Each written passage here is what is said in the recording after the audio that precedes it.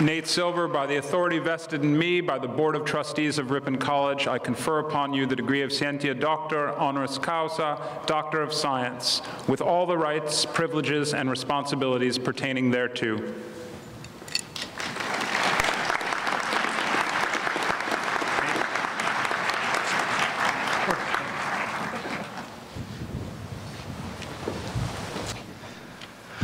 Well, thank you all very much. It's a tremendous honor to receive this degree and to be here with all of you today. And you guys, though, you all ought to be really, really proud of yourselves. I hope you'll remember this day as you set out into the world to build your families, your friendships, your lives, and your careers. I don't want to interfere too much with all the amazing things that you're going to accomplish, so I won't take up too much of your time, but I feel as though I'm among friends here in Ripon. I grew up in another Midwestern college town, East Lansing, Michigan. The people here, the landscapes, the unpredictable spring weather, the hatred of the Minnesota Vikings. All these things are comforting and familiar. The trees are just the right height here in Ripon. In fact, I wouldn't be here today if it weren't for the state of Wisconsin. My dad comes from Los Angeles, my mom from New York, which might as well be Mars and Venus. But they met one another in a history class at the University of Wisconsin at Madison in 1965, and they've been together ever since. So P.S., Happy Mother's Day. So may the relationships that you've built here in Ripon last a lifetime, and may what you've learned here inside and outside the classroom become the foundation for a set of values that you will always carry with you. These are Midwestern values, and as such, they are a mix of liberal values and conservative values. They are values like curiosity, openness toward new experiences, and tolerance for dissenting viewpoints, and they are values like perseverance, hard work, and responsibility. The theme of today's commencements is data and decisions. You're going to be entering a world in which there is vastly more data than ever before. According to IBM, 90% of the data in the world was created in the past 2 years alone. However, not very much of it has been transformed into useful knowledge that allows us to make better decisions as individuals and as a society. Instead, college graduates in America today face a future that may be more uncertain than ever. In 1994, according to the Department of Education, 87% of students with new bachelor's degrees were working full-time or part-time a year later. Today, that figure is just 73%. A college degree is still an incredible advantage and a good investment, so your parents shouldn't worry too much here, but the numbers for college graduates aren't quite as good as they used to be. It's no longer a guarantee of a good job or a successful career. That means you're going to have to make a lot of high-stakes decisions in your 20s and your 30s, and you're going to make plenty of mistakes. So you're going to need a good head on your shoulders and some good Midwestern values. Certainly data has produced tremendous progress in some individual industries. Baseball is one prominent example. The Cold War between stat geeks and traditionalists that Michael Lewis described in Moneyball a decade ago has been replaced by a harmony in which baseball teams use both quantitative and qualitative information to help guide their decisions. Even the Brewers now have a fiscal analyst on their payroll, a guy who was writing a blog a few years ago, and incidentally the Brewers have made the playoffs twice in the past 6 years after failing to do so for 25 consecutive seasons before that. But baseball is more the exception than the rule. As should be apparent from the economic data I cited earlier, the past several years have been difficult for the United States and for much of the rest of the world. In addition to economic disasters, the new millennium has been characterized by a series of crises, earthquakes and hurricanes, wars, and terrorist attacks. Not all of these things could have been prevented, but they all involved some failure of analysis that magnified the consequences. Many seismologists in Japan, for example, wrongly concluded that an earthquake as large as the magnitude 9.0 that struck there in 2011 was physically impossible, so the Fukushima nuclear reactor was only designed to withstand a magnitude 8.6 earthquake instead. Some of the problem is with our politics. The values of some of those in Washington are incompatible with the ones we need to see the data clearly. I don't particularly like politics despite writing about them, but I can't come to Ripon without talking a little bit of politics. This is a unique setting, after all, a liberal arts college in the town that is known as the birthplace of the Republican Party. Ripon's politics have changed quite a lot, however. In 2000, the city of Ripon voted for George W. Bush 53% to 46% over Al Gore. So a close vote, but still a Republican-leaning town. Last year, however, the city of Ripon voted for Barack Obama 51% to 47% over Mitt Romney. The birthplace of the Republican Party just voted for a Democrat for president. So what's changed? I have a theory about this, but let me first relate a little bit from my own experience.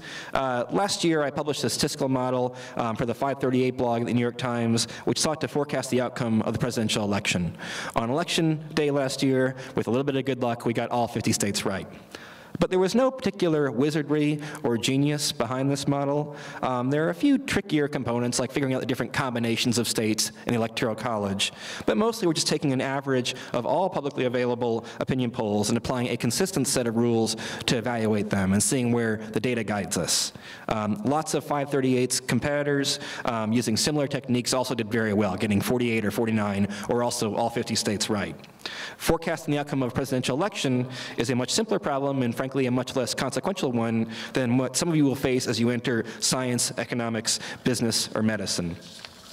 However, this simple model generated a tremendous amount of controversy. By election day last year, more people were conducting Google searches for my name than for Vice President Biden's. The forecasts were lauded by liberals to an extent that may have been unhealthy. I was the subject of a New Yorker profile that compared me to Justin Bieber. But I was vilified by some Republicans. One of them called me, quote, a thin and effeminate man with a soft-sounding voice, which actually could also be Justin Bieber. But that notwithstanding, somehow this was supposed to make Mitt Romney win Colorado.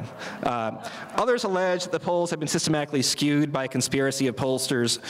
Just prior to Election Day, some prominent Republican columnists predicted not only a Romney win, but a Romney landslide. The Republican Party has been, in the 159 years since its founding, an essential part of American democracy. It was responsible for emancipating the slaves. It is one of the reasons the country has been so free and so prosperous over the years. It has given us presidents like Lincoln, Teddy Roosevelt, like Eisenhower and Reagan. But recently, the party has not been living up to that legacy.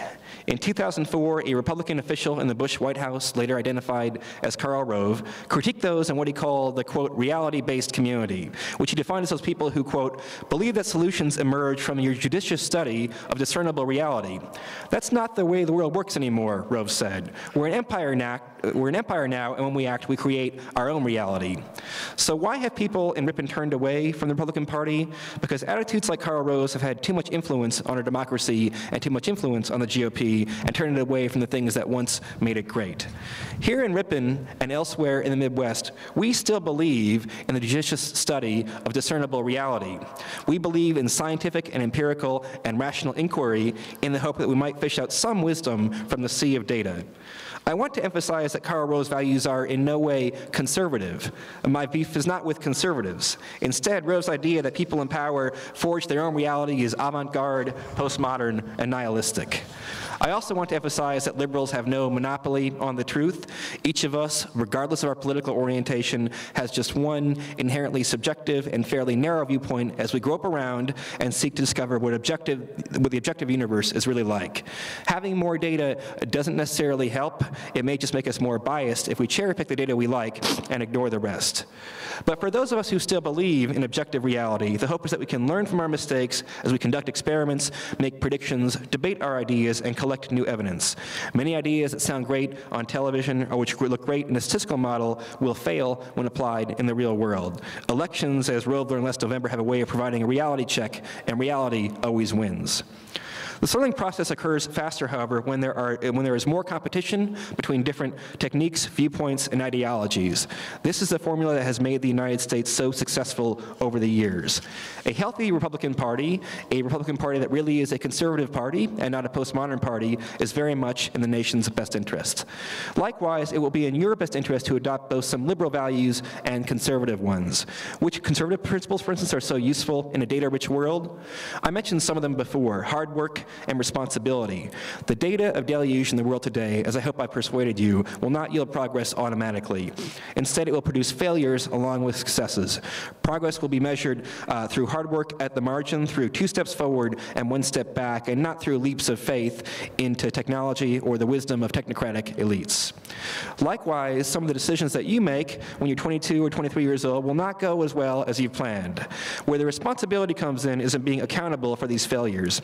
Accountability doesn't mean apologizing, it means learning something from your mistakes and changing your behavior the next time around. Another important conservative value is humility. We are all small creatures in an incredibly large and complex universe. When the science suggests that our best laid plans are failing, it's much more likely the fault lies with us, with our assumptions, and that the rest of the world has skewed the data against us. And then there are the liberal values that I mentioned, curiosity and open-mindedness. These are just as important. One of the most frustrating things for liberal arts graduates is that they go from a college environment of interdisciplinary study into a job or postgraduate program in which they may be specializing in one relatively narrow field. Some of you may become cynical and incurious as a result.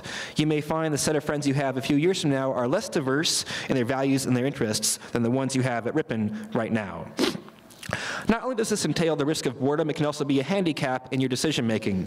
Studies of experts who make data-driven decisions find that they are more likely to be successful when they read widely, consult for advice broadly, and take a multidisciplinary approach rather than specializing too much.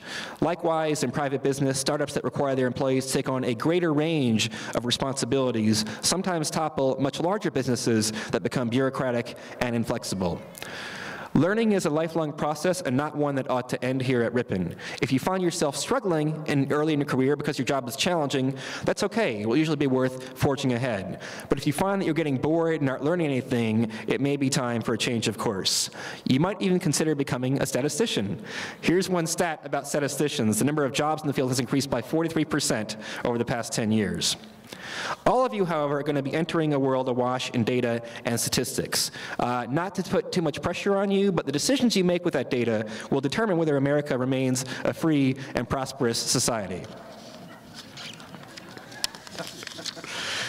But if you can abide by the values that you've learned here in Ripon and not by the values that are predominant in Washington, D.C., I think you'll do very well for yourselves and for the rest of us. We Midwesterners believe in reality as much as we believe in the soil, the trees, the lakes, the Detroit Lions, and the Green Bay Packers. Through honesty and hard work, through the love of knowledge and the love of truth, we hope to make the real world a better place. Thank you, and congratulations.